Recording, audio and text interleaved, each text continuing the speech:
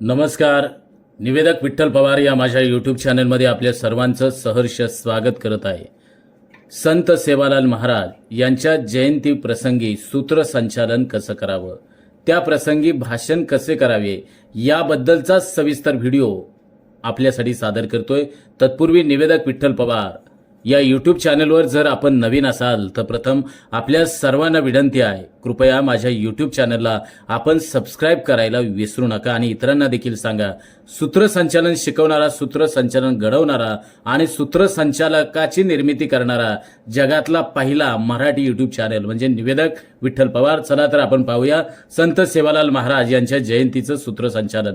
प्रथमतः कार्यक्रमाचं स्वरूप किंवा भाषण कसं करावं किंवा सूत्रसंचालनामध्ये सुरुवातीला प्रास्ताविक कसं करावं याबद्दलच या ठिकाणी मी माहिती देतोय. तर ही माहिती व्यवस्थितरित्या ऐका, समजून घ्या. मान्यवर, उपस्थित आदरणीय पाहुणेगण आणि माझ्या प्रिय बंधू भगिनींनो, आज आपण एका महान संतांच्या स्मृतीसाठी आज एकत्र आलो आहोत. संत सेवालाल हे एक महान मानवतावादी संत होते. संत सेवालाल महाराज ज्यांनी संपूर्ण बंजारा समाजाला नव्हे तर संपूर्ण मानव जातीला न्याय, समता आणि सद्भावनेचा मार्ग दाखवला. महाराज स्वतः निरक्षर असून लोकांना विज्ञानाचं धडे दिले. बंजारा समाजाला सुशिक्षित, सुसंस्कृत करण्याचं महान कार्य त्यांनी केलेलं आहे. संत श्री सेवालाल महाराज यांचे विचार, उपदेश केवळ बंजारा समाजासाठी नसून ते सर्व मानवजातीच्या कल्याणासाठी, हितासाठी आणि कल्याणकारी विचारांचे ते संत आहेत. संत सेवालाल महाराज हे केवळ संत नव्हते तर ते एक समाज सुधारक होते. त्यांनी बंजारा समाजाला शिक्षण, आत्मनिर्भरता आणि सामाजिक एकजूट या मूलभूत तत्वांकडे नेण्याचं काम केलं. त्यांच्या शिकवणुकीत आपल्याला निसर्गाशी सुसंवाद, परोपकार आणि संघर्षातून उभारी घेण्याची प्रेरणा मिळते. त्यांनी नेहमी सांगितले की सेवा हीच खरी साधना आहे. त्यांच्या विचारांनी प्रेरित होऊन आपण आपल्या जीवनात सेवाभाव आत्मसात केला पाहिजे. आजही त्यांचे तत्वज्ञान सामाजिक विकासाचा प्रकाश बनून मार्गदर्शन करत आहे. संतांच्या जीवनातून आपण शिकलो पाहिजे की अडचणीवर मात कशी करायची आणि सत्यासाठी कसे उभे राहायचे. त्यांनी समाजाला एकत्र बांधण्याचं काम केलं आणि धर्म, जाती पलीकडे जाऊन मानवतेला अधिक महत्त्व दिले. आज त्यांच्या जयंतीनिमित्त आपण असा संकल्प करूया की त्यांच्या विचारांचा वारसा खऱ्या अर्थानं पुढे नेऊया. शिक्षणाचा प्रसार करू आणि समाजात प्रेम, एकता आणि सहिष्णुता रुजू. अशा महान संतांना माझे शतशः वंदन. जय सेवालाल. धन्यवाद. अशा रीतीनं कार्यक्रमाचं प्रास्ताविक, कार्यक्रमाप्रसंगी भाषण तुम्ही अशा रीतीनं करू शकता. कार्यक्रमाचं स्वरूप अशा रीतीनं तुम्ही सांगू शकता. त्यांच्या जयंतीच्या कार्यक्रमाचं सूत्रसंचालन करताना निवेदकानं त्या कार्यक्रमाचं प्रभावी आणि प्रेरणादायी सूत्रसंचालन होण्यासाठी खालील विश्लेषण या ठिकाणी देतोय. पुन्हा एकदा आपल्याला या निमित्ताने मी विनंती करेल, निवेदक विठ्ठल पवार या यूट्यूब चॅनलवर जर आपण नवीन असाल तर माझ्या यूट्यूब चॅनलला आपण सबस्क्राईब करायला विसरू नका, ही विनंती आहे. एक, प्रारंभिक स्वागत आणि प्रास्ताविक निवेदन कसं करावं. संत सेवालाल महाराजांच्या पुण्यस्मृतींना आणि विचार कार्यास वंदन करत उपस्थित मान्यवर, बंधू भगिनी आणि पाहुणे आणि संपूर्ण बंजारा समाजाचं कार्यक्रमाच्या सुरुवातीला मी प्रथमतः स्वागत करत आहे. जिथे सत्य आहे तिथे प्रकाश आहे, जिथे सेवा आहे तिथेच देव आहे. या विचारांनी प्रेरित होऊन आज आपण या कार्यक्रमासाठी एकत्र आलो आहोत आणि या प्रसंगी सूत्रसंचालकांनी चारोळी वापरावी. सेवेतूनच घडतो माणुसकीचा मार्ग, सेवेतूनच घडतो माणुसकीचा मार्ग. संत सेवालालांचा आहे तत्वांचा आधार.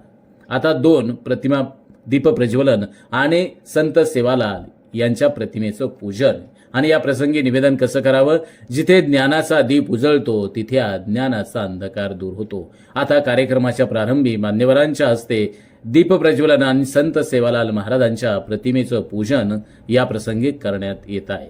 त्यासाठी मी पाहुण्यांना विनंती करतो, कृपया आपण प्रतिमा पूजन करावं. 3, पाहुण्यांचा परिचय. या प्रसंगी निवेदन असं करावं.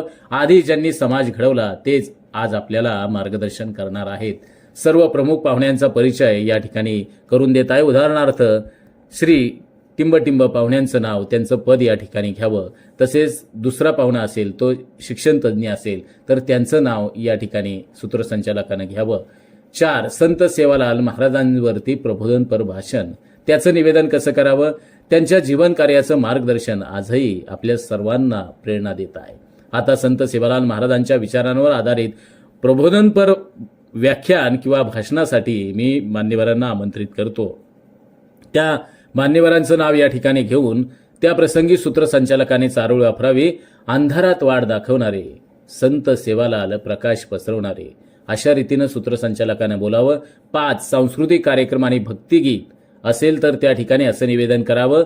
कलेतून संतांची शिकवण रुजते. आता आपल्याला तरुण मंडळांकडून सादर होणार आहे सांस्कृतिक कार्यक्रम, ज्यामध्ये संत सेवालाल महाराजांच्या जीवनावर आधारित गाणी आणि नृत्य या ठिकाणी होत आहे. 6 मान्यवरांचे विचार आणि मार्गदर्शन. या प्रसंगी सूत्रसंचालकाने असं निवेदन करावं. तत्वज्ञान ऐकून खरं तर आपल्या सर्वांचा आत्मा शांत होतो. आता प्रमुख पाहुण्यांचे विचार ऐकण्यासाठी मी त्यांना या ठिकाणी व्यासपीठावरती आमंत्रित करतोय. उदाहरणार्थ त्या पाहुण्यांचं नाव, त्यानंतर 1 बाय 1 अशा रीतीनं नाव सूत्रसंचालकाने घ्यावं. 7 समाजासाठी सेवा संकल्पाचे आवाहन. या प्रसंगी सूत्रसंचालकाने असं निवेदन करावं. संतांचे विचार आपल्या आचरणात आणण्यासाठी आपण काहीतरी ठोस पावले या प्रसंगी उचलूया. आता संचालक किंवा संयोजकांचं नाव समाजाला सेवा संकल्पाचे आवाहन या प्रसंगी करतायत. 8 आभार प्रदर्शन. या प्रसंगी निवेदन असं करावं. कार्यक्रमातील प्रत्येकाचा सहभाग हा खरं तर यशाचा घटक असतो. आभार प्रदर्शनासाठी मी टिंबटिंब यांना या ठिकाणी आमंत्रित करत आहे. आणि या प्रसंगी सूत्रसंचालकानं ही चारोळी वापरावी. जिथे कृतज्ञतेचे वारे वाहतात तिथेच यशाचे फूल उमलतात बरं का. 9 समारोप. कार्यक्रमाचा समारोपाच्या प्रसंगी निवेदन असं करावं. संतांच्या विचारांचा वसा घेऊन आज आपण एकत्र काम करूया आणि आगामी काळात देखील मानवजातीच्या हितासाठी एकत्र येऊन काम करूया. कार्यक्रमाचा समारोप करताना कार्यक्रमासाठी आलेल्या सर्व मान्यवरांचं, उपस्थितांचं पुनश्च आभार या ठिकाणी मानावं. आणि या प्रसंगी अशी चारोळी वापरावी. संतांचा वसा उचलून आपण चालू पुढे, गुरुने दिला ज्ञानरूपी वसा, आम्ही चालू हा पुढे वारसा. अशा रीतीनं मानवतेच्या मार्गावरती नवनिर्माण करू सगळे. अशा पद्धतीनं सूत्रसंचालकानं संत सेवालाल महाराज यांच्या जयंतीचं सूत्रसंचालन तसेच भाषण अशा रीतीने करावं. हा फक्त नमुना पाठ आहे, आपण सर्वांनी हे लक्षात घ्यावे. आणि निवेदक विठ्ठल पवार हा महाराष्ट्रातील नवे तर जगातील मराठी सूत्रसंचालन शिकवणारा, सूत्रसंचालक घडवणारा आणि या महाराष्ट्राच्या मातीमध्ये हजारो निवेदक या यूट्यूब चॅनलच्या माध्यमातून तयार होत आहेत. निस्वार्थ आणि निरपेक्ष भावनेनं मी दररोज काम करतोय. फक्त माझ्या माय मराठी बंधू भगिनींना विनंती आहे, निवेदक विठ्ठल पवार या यूट्यूब चॅनलवर तुम्ही नवीन आहे त्यासाठी माझा यूट्यूब चॅनल सबस्क्राईब करा आणि इतरांना देखील सबस्क्राईब करायला विनंती करा. धन्यवाद.